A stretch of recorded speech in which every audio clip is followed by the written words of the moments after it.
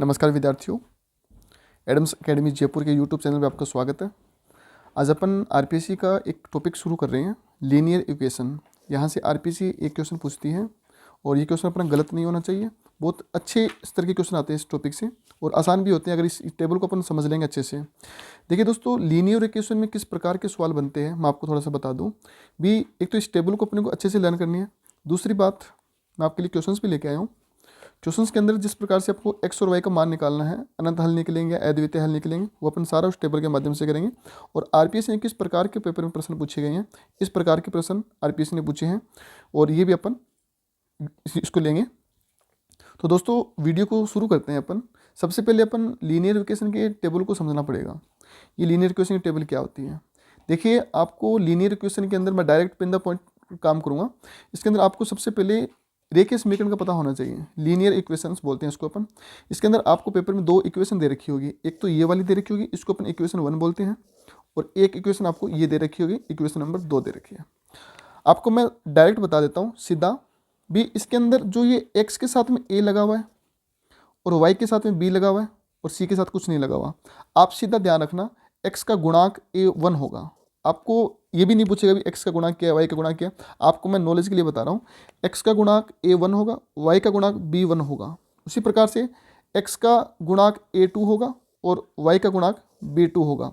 और जब ये जीरो दे रखा है यहाँ पे, ये जीरो काटने के लिए ये c इधर जाएगा तो माइनस का c1 हो जाएगा, ठीक है। और इसी प्रकार से इस जीरो को काटने के लिए c2 इधर जाएगा तो माइनस का c2 हो जाएगा। ये अपनी दो रेखीय समीकरण के बारे में मैंने आपको बताया है। अब देखिए दोस्तों, आपने 10th क्लास के अंदर ग्राफ पढ़ा होगा। इस प्रकार से ग्राफ की स्ट्रक्चर बनती है। यहाँ पे अपन जीरो लेते हैं, यहाँ पे 1 2 3 4 5 इस तरीके से चलता है, और ऊपर 1 2 3 4 5 इस तरीके से चलता है। देखिए दोस्तों, इसके अंदर दो रेखाएं, आपको जब दो समीकरण है तो दो रेखा निकलेगी। एक रेखा, अगर इस रेखा को ये रेखा प्रतिच्छेद कर दें यहाँ पे इस प्रकार से, एक केस तो ये बनेगा, रेखा दूसरी रेखा प्रतिच्छेद कर दे। दूसरा केस बनेगा आपका, रेखा के ऊपर रेखा चल रही है, रेखा के ऊपर, जैसे रेखा के ऊपर रेखा चल रही है इस प्रकार से, दो केस, ये सेकंड केस बनेगा। और तीसरा केस बनेगा जब रेखाएं समांतर हो। तो 3 केस बनते हैं इसके अंदर। अब जो पहला केस होगा वो तो होगा इस प्रकार से, दूसरा केस होगा रेखा के ऊपर रेखा चलती है, और तीसरा अपना समांतर रेखाएं चलती हैं। और 3 केस मैंने आपको दिए हैं। केस नंबर 1 तो ये रहा जो प्रतिच्छेद कर रही है, और केस नंबर 2 ये रहा, और केस नंबर 3 ये रहा। अब समझने वाली बात यह है कि अगर आपको ये 3 चीज़ें समझ में आ गई तो आपको कहीं भी प्रॉब्लम नहीं आएगी। मैं आपके सामने पहला केस करता हूँ। देखिए दोस्तों, आप जब भी लाइन को काटेगी, चाहे ऐसे काट दे, चाहे लाइन के ऊपर लाइन चली जाए इस प्रकार से काट दे, जब रेखाएं काटेगी ना तो उसको अपन संगत केस बोलेंगे। क्या बोलेंगे? संगत केस बोल। जब रेखा काटेगी तो उसको अपन संगत केस बोलेंगे, भले ही वो रेखा एक बार काटे चाहे ऊपर लेप करे। जब रेखा के ऊपर जब रेखा टच हो जाएगी ना किसी भी प्रकार से, उसको अपन संगत केस बोलेंगे। अगर रेखा समांतर चल रही है, इस प्रकार से रेखा समांतर चल रही है, ऊपर वाली रेखा के नीचे वाली रेखा समांतर चल रही है, इसका मतलब रेखा नहीं काट रही। जब रेखा नहीं काटेगी तो उसको अपन बोलेंगे असंगत। ये बात आपको कॉपी के अंदर नोट रखनी है। जब रेखा नहीं काटेगी तो उसको अपन असंगत बोलेंगे। जब रेखा काट देगी, चाहे ऐसे काटे तो ओवरलैपिंग पे इस प्रकार से, चाहे रेखा एक बार इस प्रकार से काटे, जब रेखा काटेगी तो उसको अपन संगत केस बोलेंगे। क्या बोलेंगे? संगत केस। और इसके अंदर भी संगत है, ये लीजिए संगत। और इसके ऊपर रेखा नहीं काट रही, जब रेखा नहीं काटेगी समांतर चलेगी तो उसको अपन बोलेंगे असंगत केस। ठीक है दोस्तों, इस प्रकार से अपने को क्वेश्चंस को हल करने हैं। अब देखिए, इसके अंदर मैं आपको बताता हूँ पहला पॉइंट। इसके अंदर जब आपको देखो, ये a1 और ये a2, इसको आप ऐसे लिख सकते हो, a1 अपॉन a2, और ये b1 और b2, इसको आप बराबर में लिख लो एक बार, b1 b2, और ये बराबर में c1 और c2। इस प्रकार से आपको कॉपी के अंदर नीचे उतार लेना। जब आपको दो समीकरण दे रखी होगी, मतलब इसका x का गुणांक तो a1 इधर लिख लो ऊपर, x का गुणांक a2 है इसको नीचे रख लो, और y का गुणांक b1 इसको ऊपर रख लो, और y2 इसका गुणांक b2 नीचे रख लो, और ये c1 और ये c2 यहाँ रख लो। इस प्रकार से आप समीकरण को कॉपी में उतार लो। ठीक है। अब देखिए दोस्तों, इसके अंदर मैं आपको बताता हूँ, अगर आपका इसके अंदर अगर शुरू में कट दे दे, आपको शुरू में कट दे दे, अगर शुरू में कट तब देगा जब उसका अद्वितीय हल होगा। क्या होगा? अद्वितीय हल होगा, मतलब दूसरा कोई हल नहीं होगा, सिर्फ एक हल निकलेगा। तो आपको पहला केस ध्यान रखना है, जब शुरू में कट दे दे इस प्रकार से भी बराबर के इस प्रकार से कट दे दे तो इसका मतलब होता है अद्वितीय हल, मतलब अद्वितीय हल। अगर आपको इसके अंदर दूसरा केस मैंने आपको क्या बोला, रेखा संपाती। अगर रेखा संपाती कब होगी, जब रेखा के ऊपर रेखा चलेगी। देखो यहाँ पे रेखा के ऊपर रेखा चल रही है ना, तो वो केस क्या होगा, संपाती होगा। वो केस कौन सा होगा, संपाती होगा। रेखा रेखा को काट तो रही है ना, जब रेखा रेखा को काटेगी और मैंने आपको बताया था युग्म संगत होगा, ये भी अपना क्लियर हो गया, युग्म क्या होगा, संगत होगा। ठीक है, उसी प्रकार से ऊपर भी तो एक हल निकलेगा। जब एक हल निकलेगा मतलब प्रतिच्छेद एक ही बार करेगी, इसका मतलब ये हो गया, ऊपर वाली लाइन पे देखो यहाँ पे क्रॉसिंग पे जब एक हल निकलेगा तो एक ही बार काटेगी, तो इसका मतलब अद्वितीय हल होगा। क्या होगा, अद्वितीय हल होगा। और अद्वितीय हल होगा तब क्रॉसिंग आपकी शुरू में लगेगी। कहाँ लगेगी, क्रॉसिंग आपकी शुरू में लगेगी इस प्रकार से। इसका मतलब अद्वितीय हल निकलेगा।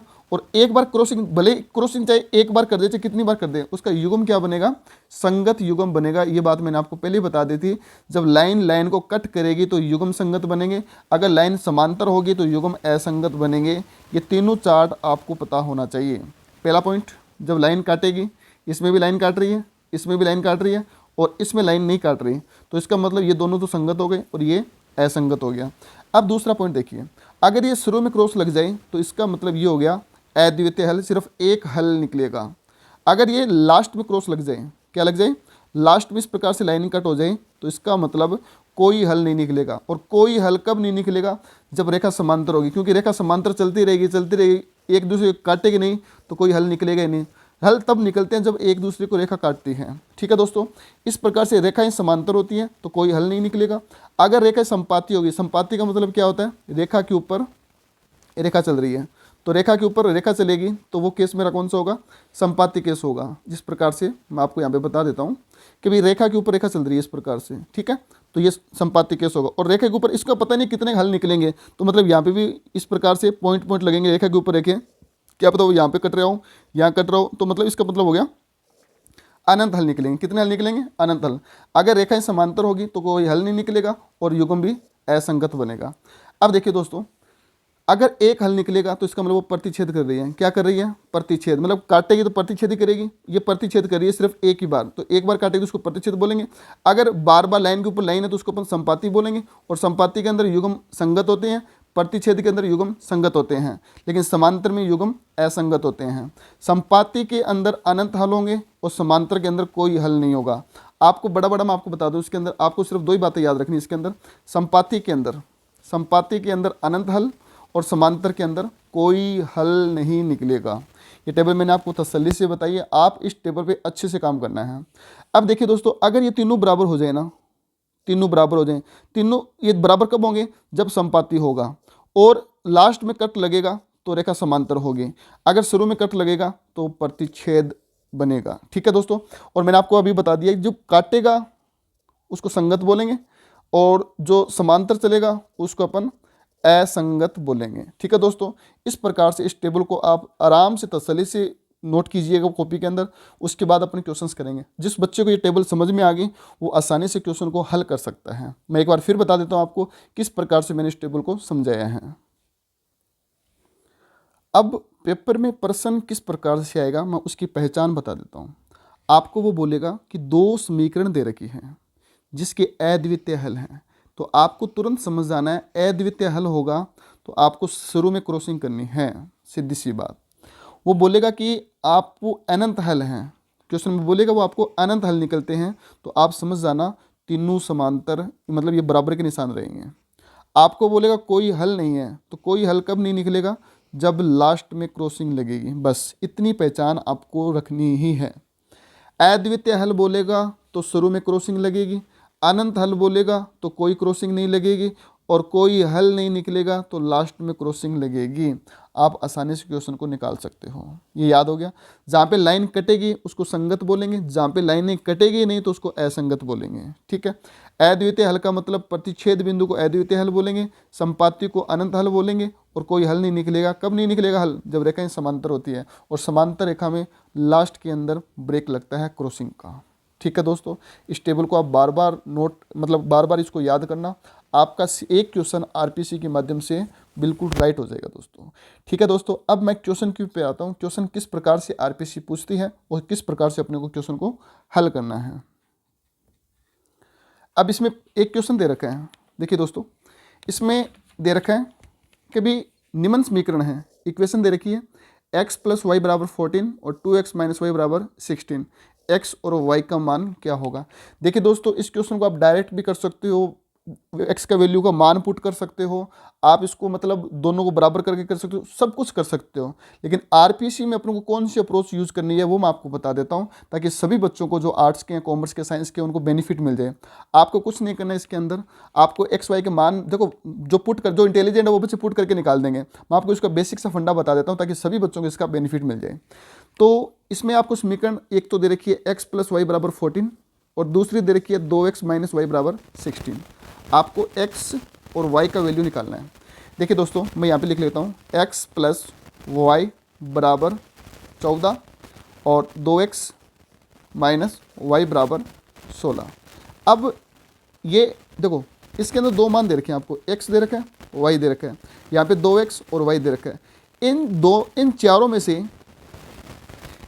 में से अगर आपके पास दो मान सेम है ना, ये देखो y सेम है, तो आपको समीकरण को संतुलन करने की बिल्कुल आवश्यकता नहीं है। और दोनों में साइन, एक में ऊपर वाले में प्लस आ रहा है और इसमें माइनस आ रहा है, तो सबसे अच्छी बात है प्लस माइनस कट जाएगा और आप डायरेक्ट कर सकते हो। अब देखिए दोस्तों, इसको इक्वेशन 1 मान लिया मैंने, इसको इक्वेशन 2 मान लिया। अब इसके अंदर प्लस वाई से माइनस का वाई कट गया, साइन चेंज देखो, अगर ये दोनों सेम होते ना, प्लस प्लस, अगर यहाँ पे भी प्लस होता तो मैं साइनों को चेंज करके फिर वैल्यू निकालता। लेकिन हुआ क्या इस इक्वेशन में, x + y = 14 और नीचे दे रखा 2x और ये माइनस का y = 16। अब मेरे को साइन चेंज करने की जरूरत नहीं है, साइन चेंज तब करते हैं जब दो चीज़ें सेम होती हैं। अब यहाँ पे सेम तो है ही नहीं, यहाँ पे सेम नहीं है और यहाँ पे सेम नहीं है, तो आप खुद देखिएगा इसके अंदर y से तो y कट गया, प्लस के y से माइनस का y कट गया और x और 2x हो गए 3x = 16 और 14 कितने हो गए 30। तो अब ये 3x है और ये 30 है। अब x का वैल्यू निकालेंगे तो ये 3 गुणा में है तो ये 30 के पैरों में चला जाएगा, तो 30 में बट्टा 3, x का वैल्यू कितना आ गया 10। एक वैल्यू तो मेरे पास में x की वैल्यू 10 आ गई और मुझे पता भी लग गया x का वैल्यू देखो 10 दे रखा है, तो इसका मतलब राइट आंसर तो यही होना है। अब मेरे को y का वैल्यू निकालना है, तो y का वैल्यू निकालने के लिए चाहे मैं इसमें इक्वेशन 1 में पुट कर दूं x का मान, चाहे मैं इक्वेशन 2 में पुट कर दूं। अब देखिए दोस्तों, मैं वैल्यू को पुट करूंगा। देखिए दोस्तों, x का वैल्यू मैं इस इक्वेशन में पुट कर देता हूं, इस वाली में, तो आप इसको इक्वेशन नीचे उतार लो, x + y = 14।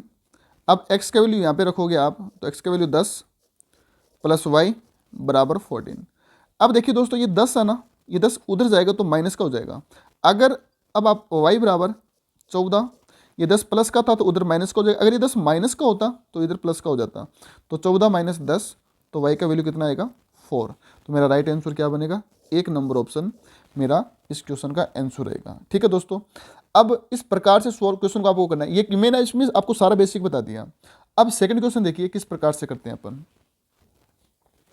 सेकंड प्रश्न में देखिए दोस्तों, 2x + 3y = 31, 7x y = 5y हो तो 2y - x का मान क्या होगा। अब देखिए दोस्तों, मैं आपको बताता हूँ, इसमें 2x + 3y, अब आप इसको लिखोगे 2x + 3y = 31 और यहाँ पे दे रखा 7x = 5y, तो 7x = 5y है, तो आप इसको ऐसे भी लिख सकते हो 7x और ये 5y इधर आएगा तो माइनस का 5y हो जाएगा, बराबर में 0 बचेगा, आप इसको ऐसे लिखना। तो आप देखिए यहाँ पे 7x - 5y = 0, इस प्रकार से लिख लिया।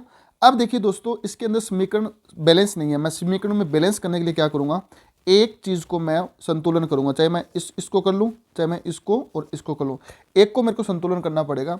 अगर यहाँ पे 2 है, यहाँ पे 7 है, तो मेरे को दोनों को कुछ ना कुछ चीज़ से मल्टीप्लाई करना पड़ेगा ताकि ये दोनों बराबर हो जाए। तो मैं काम करता हूँ, ऊपर वाली को मैं 7 से गुणा करवा देता हूँ और नीचे वाली को मैं 2 से गुणा करवा देता हूँ, इस प्रकार से करवा दूंगा।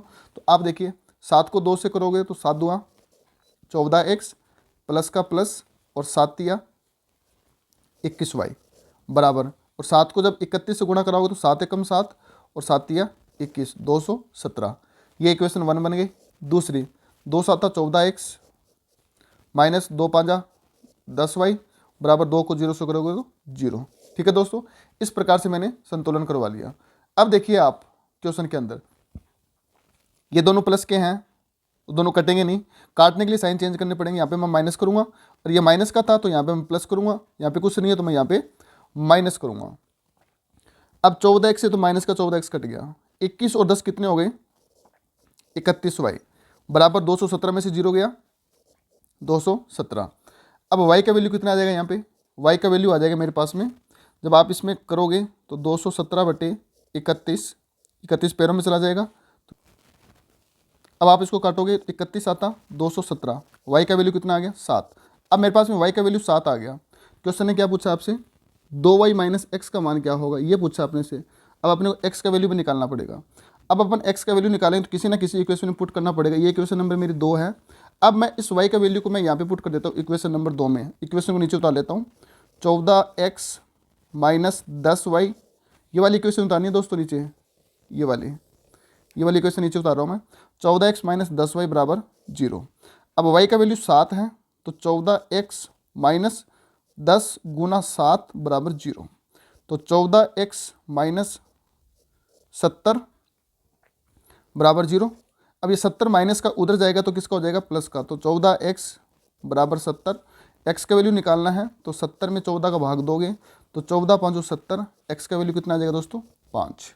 अब मेरे पास में y का वैल्यू 7 आ गया और x का वैल्यू 5 आ गया। y का वैल्यू 7 और x का वैल्यू 5, मतलब y का वैल्यू कितना आया अपना 7, y का वैल्यू 7 आ गया और x का वैल्यू 5 आ गया। अपने को मान निकालना 2y माइनस एक्स का, तो 2y माइनस एक्स का मान निकालना है। तो आप देखिए 2 गुना y का वैल्यू कितना 7, y का वैल्यू 7 माइनस x का वैल्यू कितना 5, तो 5 2 7 14, 14 में से 5 गया 9, तो राइट आंसर मेरा कितना आएगा 9। ऑप्शन नंबर सेकंड अपना सही रहेगा। इस प्रकार से दोस्तों मैंने ये 2 सवाल लिए समीकरण को संतुलन करने वाले। अब जो आगे जो क्वेश्चंस बनेंगे वो अपने बनेंगे जो मैंने आपको शुरू में टेबल बताई है। तो 3 नंबर क्वेश्चन को पढ़ते हैं अपन। हाँ जी, 3 नंबर क्वेश्चन देखिए दोस्तों, k के किस मान के लिए समीकरण युग्म kx प्लस 2y बराबर 5 और 3x प्लस y बराबर 1 अद्वितीय हल। देखो मैंने आपको शुरू में बोला था अद्वितीय हल की बात आई है ना, तो आप थोड़ा सा इसमें सोचना, अद्वितीय हल कहाँ पे निकलेंगे।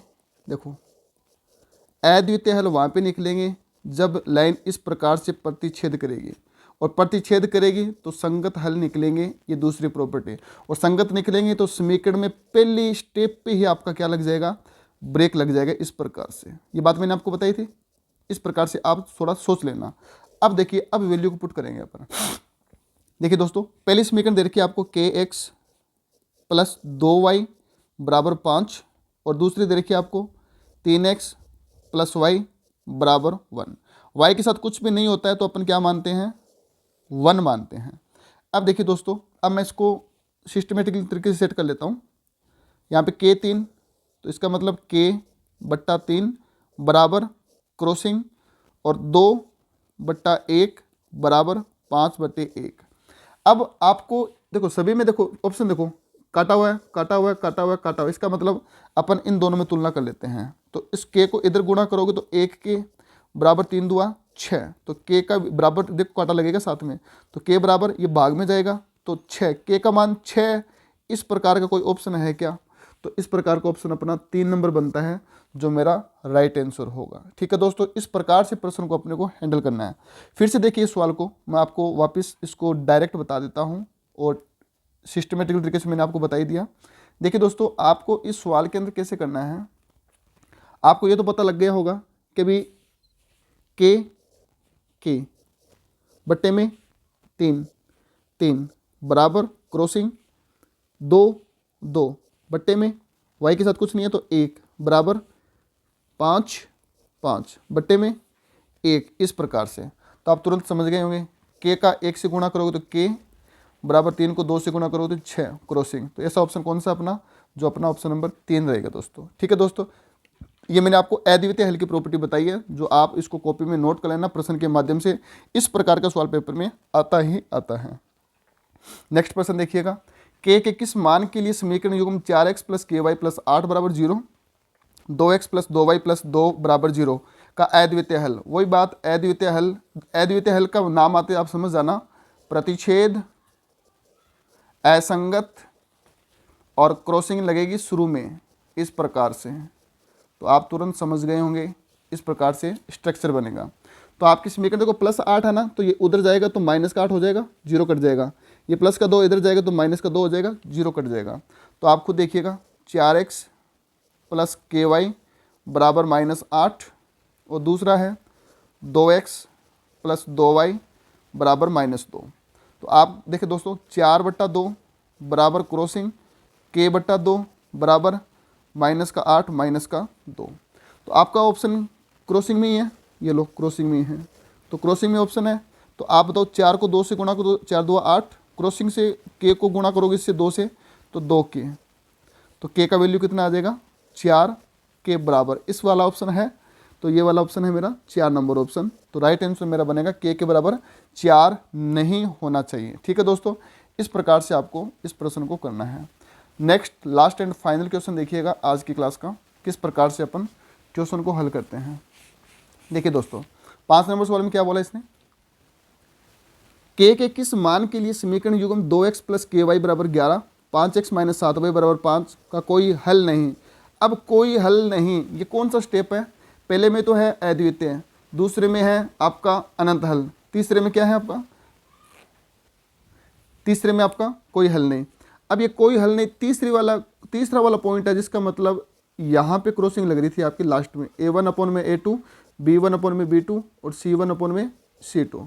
इस प्रकार से आप इसको निकालो, समीकरण को लिखो यहाँ पे 2x + ky बराबर 11 और 5x - 7y बराबर 5। अब देखिए दोस्तों मैं इस क्वेश्चन को सेट कर लेता हूँ सिस्टम से। हाँ जी, तो 2x तो 2/5 बराबर k/7 बराबर 11/5। कोई हल नहीं निकलेगा तो क्रॉसिंग यहाँ पे लगेगी, लगा दी मैंने आपको यहाँ पे क्रॉसिंग, लेकिन क्रॉसिंग वाला तो ऑप्शन ही नहीं है। ये देखो आप, क्रॉसिंग वाला तो ऑप्शन ही नहीं है। इसका मतलब इन दोनों में तुलना ना करके मैं इन दोनों में तुलना करूँगा। वेरी वेरी इंपॉर्टेंट क्वेश्चन है दोस्तों। तो इसको इससे करोगे तो -7 को 2 से गुणा करो तो -14 बराबर 5 को k से करोगे तो 5k, तो k का वैल्यू कितना आ जाएगा -14/5। ये मेरा राइट आंसर है कहीं पे -14/5, ये रहा दोस्तों। अगर ये ऑप्शन ना होता तो आप इन दोनों में तुलना करो, तो 11 5 55 5 को k से गुणा करोगे तो 5k बराबर माइनस का सतंतर, तो k का वैल्यू क्या आएगा क्रॉसिंग में -77/5। आप देखो दोनों में से ऑप्शन कौन सा है, तो k का मान -14/5 भी आ रहा है और k का मान -77/5 के बराबर नहीं होगा, तो दोनों में से ऑप्शन -14/5 है। तो मेरा राइट आंसर ये होगा। अगर ये दोनों ऑप्शन में होते तो दोनों सही मानते हैं अपन। तो ये क्वेश्चन अच्छे लेवल का क्वेश्चन है, तो आप इस प्रकार के क्वेश्चन भी करोगे दोस्तों। ठीक है दोस्तों, नेक्स्ट कल मैं 5 क्वेश्चन और करवाऊंगा, 10 क्वेश्चन, और अपन टॉपिक को खत्म कर लेंगे। अब देखिए दोस्तों, इसके अंदर आरपीएससी ने एग्जाम में किस प्रकार के प्रश्न पूछे हैं ये भी मैं आपको बताऊंगा, इनको कैसे अपन हल करते हैं दोस्तों। तो टेंशन लेने की बिल्कुल आवश्यकता नहीं है। ये सीरीज आप देखते रहना और इन वीडियो के नोट्स बनाते रहना। आपके जो मैथ के अंदर 10% बनते हैं वो आपके गलत नहीं होंगे। अप टू एग्जाम तक ये सीरीज चलेगी क्वेश्चन के माध्यम से। ठीक है, इसको वापस देखना और टेबल को आप अच्छे से तसल्ली से इसको याद रखना माइंड के अंदर। ज़्यादा से ज़्यादा इस वीडियो को शेयर कीजिए दोस्तों, सब्सक्राइब कीजिए, लाइक कीजिए और अपने दोस्तों को बताइए और नोट्स बनाते हुए रहिए। धन्यवाद। जय हिंद, जय भारत।